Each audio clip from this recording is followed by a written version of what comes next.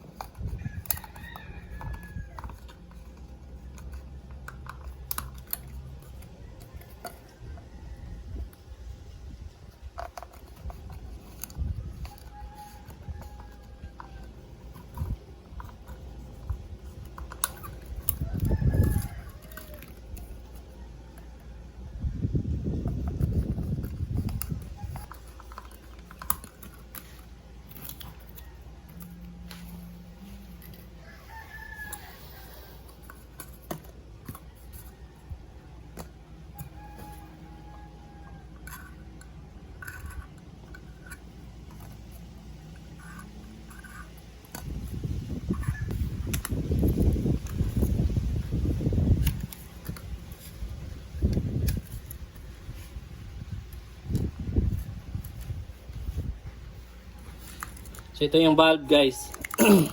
So yan, binutas na natin. Maliit, papalaki hanggang sa ano. Ito naman is dito sa valve to, para sa valve. Yan.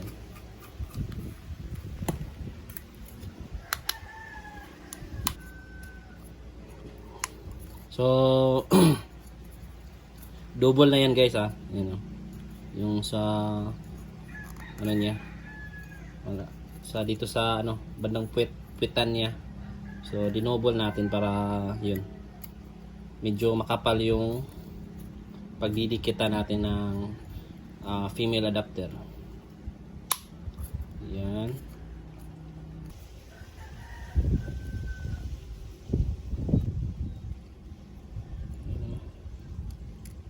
Para kumapit talaga.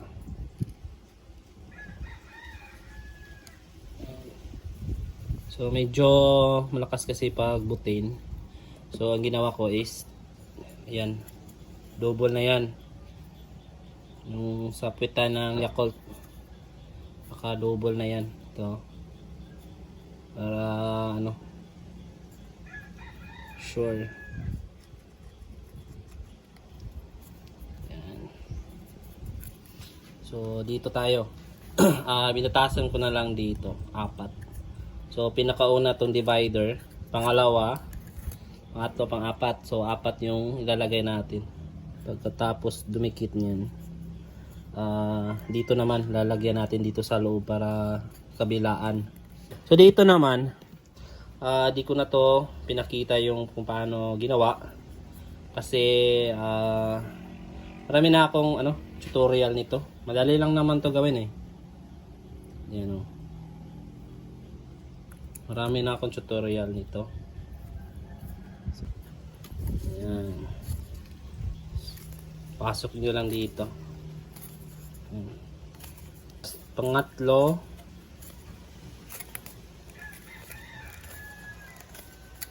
Ayan. Pang-4.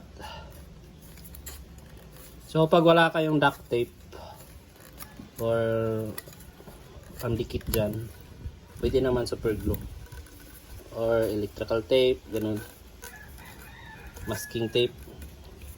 Pero sa akin kasi para sure tayo, hindi talaga sasabog, ano talaga, lalagyan natin dito.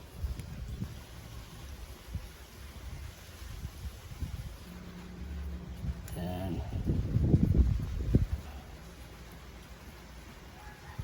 So sa akin, sa labas lang. Pwede din naman natin dikitan to ng duct tape. So meron tayong duct tape dito. So yan. So magpa-plus lang tayo dito, mga kahit 5 lang. 5 na Yakult.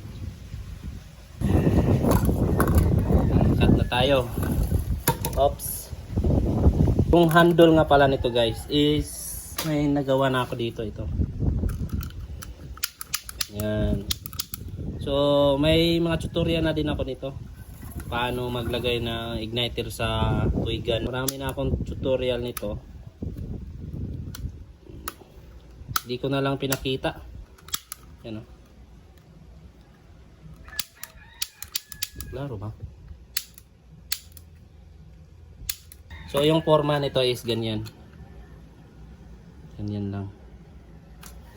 So i-cut muna natin yung puwitan ng Yakult.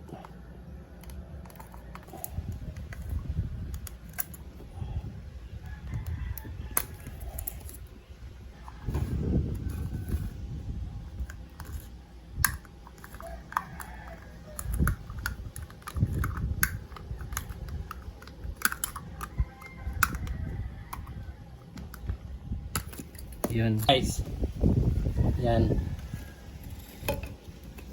So 10 Yakult.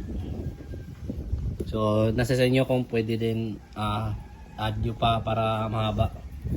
So yan, ito na yung igniter nya, hawakan nya, handle. So yan yung tsura nya pag nadikit na.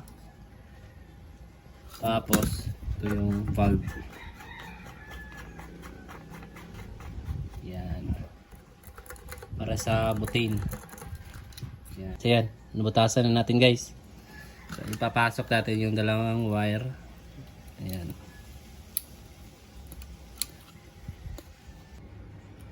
Ayan. Saka dito. Dito lagyan muna natin. Para sure hindi na yan magagalaw pa. Yan. So okay na siya guys. So lagyan na lang natin dito ng spot dito sa may wire nya para hindi na siya maggalaw, para pang lock. So pwede na natin to i-testing. Ito na yung valve. Kuha tayo ng butane kung gagana na nga ba siya.